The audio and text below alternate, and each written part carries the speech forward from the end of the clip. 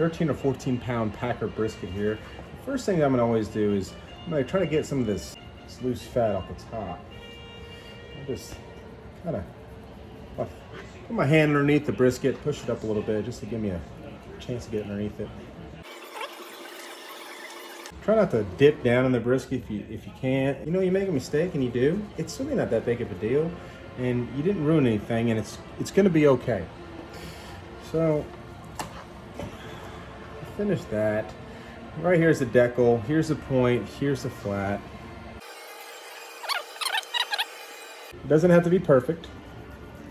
Nothing with barbecue really does. The more you cook, you realize that sometimes you think you really messed something up, but the end product is amazing. So this is pretty good and squared off.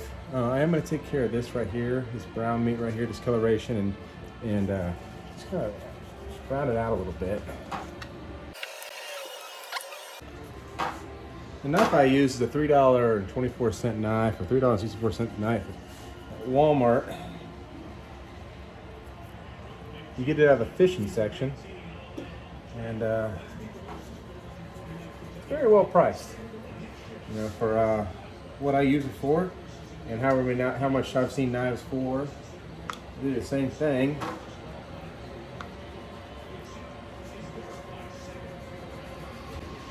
And when it gets too dull, the great thing about this knife is I can sharpen it up a little bit, or I can just throw it away, you know? Now, I used to remove the whole entire decal all together, but I used to hate to leave this really big divot in my briskets. And I don't like that. So what I do is I try to even it out, try to remove it as much as I can without creating a huge divot in my in the top layer of my brisket. Now what I'm gonna do is I'm gonna edge up this a little bit, right? So I'm gonna cut it here, this little part off. I'm gonna cut here off and cut those corners off, not too much. If you wanted to, all this meat that I'm cutting off, I could grind it down into hamburger meat. I do have a grinder, but I don't think I'm gonna deal with that today, but the top part of the brisket. Now look here at the bottom. Oh no, HEB's not being very good at me lately.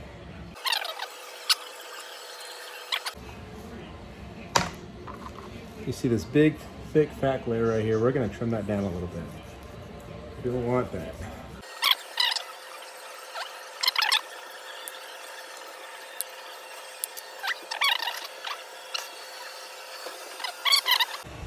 Got this little piece here.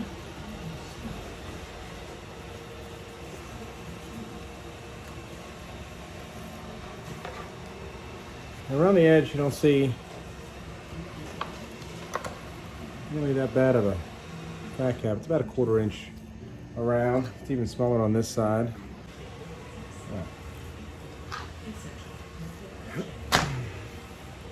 Here we are. Now, on the seasoning.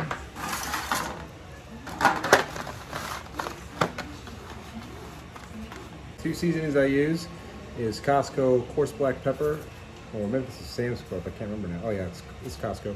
And then Lowry's garlic salt. Always open the big end.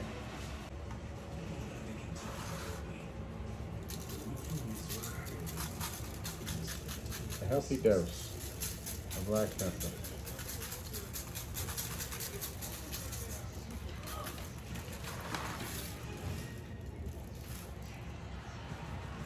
I had a guy in the comments section said too much black pepper. Well, bud. Okay. That's all I can say. I mean, I don't know what to tell these people. You know, barbecue is one of those things where, you know, different parts of the country do different things. Do things differently. Here in Texas, we do like garlic salt, we do like black pepper. That's pretty much it. One thing you have to remember with brisket. You only eat, the only thing that's gonna be seasoned on a brisket is the outer rim. That's it. Everything else is gonna be meat flavor, you know, from the internal part of the brisket.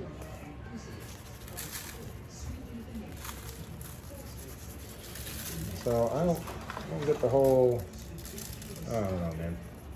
Once you have it, you know, you might think one thing, but this isn't a steak. You're not eating the entire portion, roundabout whole section of seasoned meat. You know, you're just eating a very thin layer, pencil width thick portion of the bark, and that's why it's not too much black pepper, bud. But what it does do is it really enhances the flavor of the beef.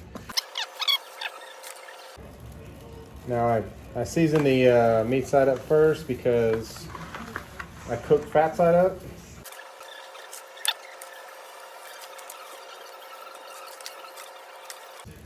I don't use a binder. Not that I hate binders, I just don't think it's necessary.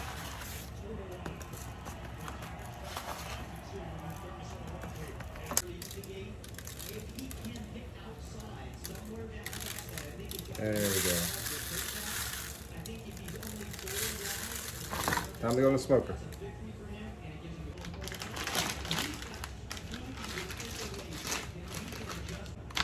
All right, brisket number 2. Looks a little bit better. This extra right here, cut that down.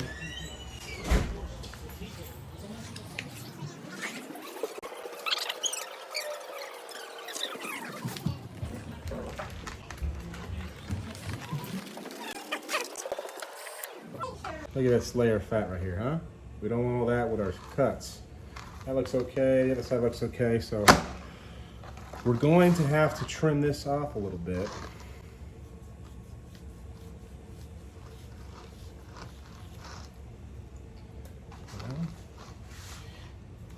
Time's on your side on this.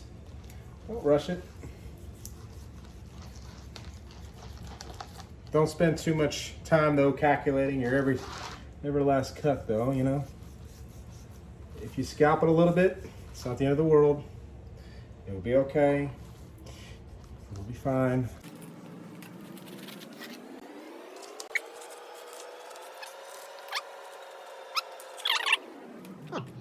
That's it. The other side's pretty good. This back half always carries a lot of fat with it usually, so we'll just...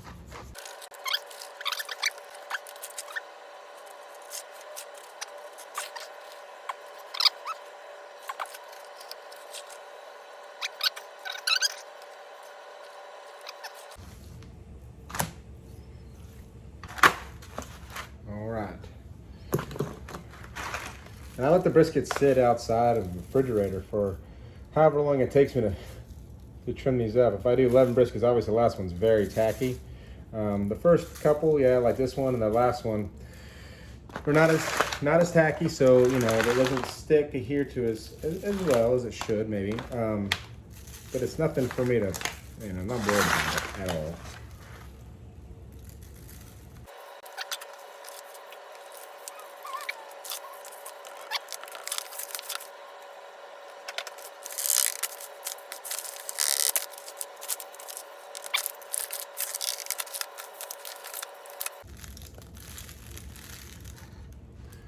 That one's ready for the smoker.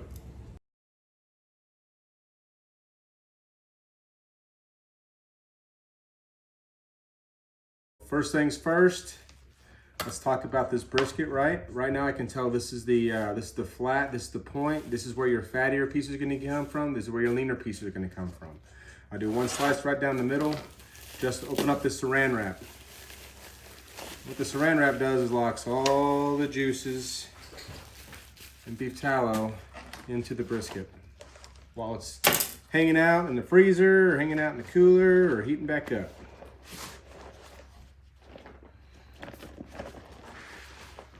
Next thing I'll do is take it out of the butcher paper. And it does make a little bit of a mess. That's okay.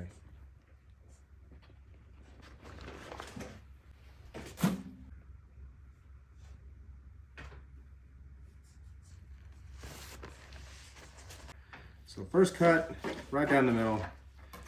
Open this puppy up and see how we look on the inside.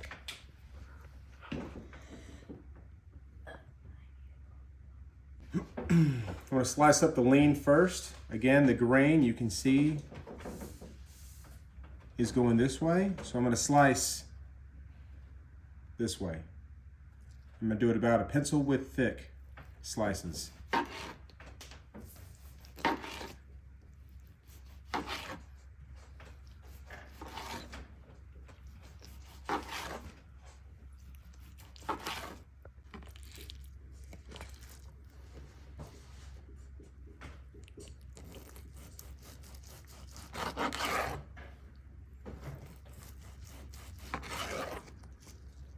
And I'll slice this whole thing up and get it all done with.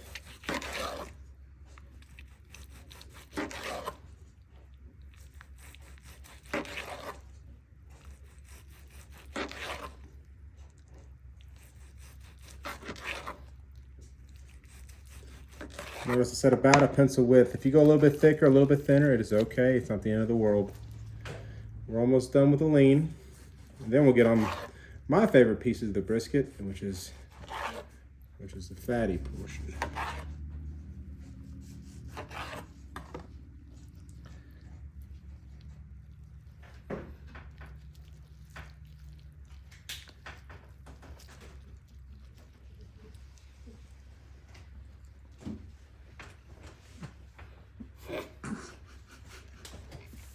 Pretty good. All right.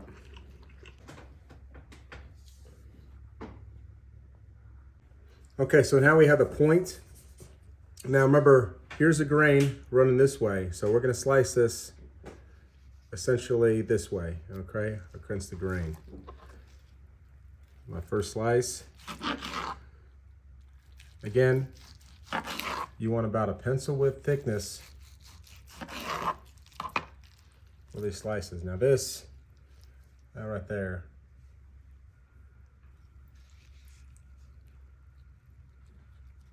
it's good stuff. This is why everybody loves that fatty piece of the brisket. Well, a lot of people like lean too, but I want to get in front of here. I'm gonna slice this.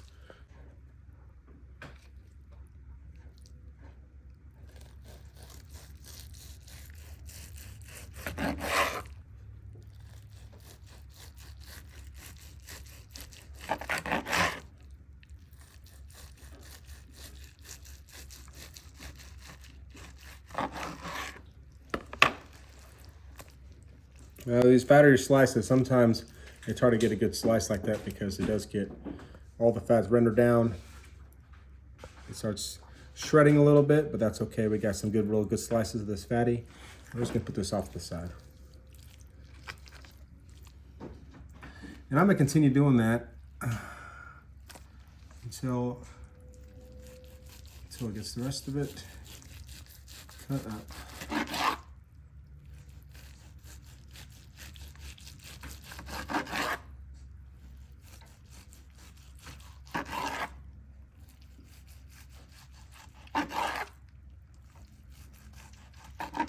These slices are a lot thicker.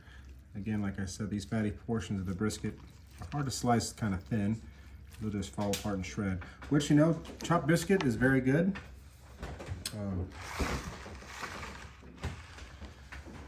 Nobody ever complains about chopped brisket, right? So this last part of it, we can slice this up the rest of the way, but what I usually do is just make these little brisket morsels.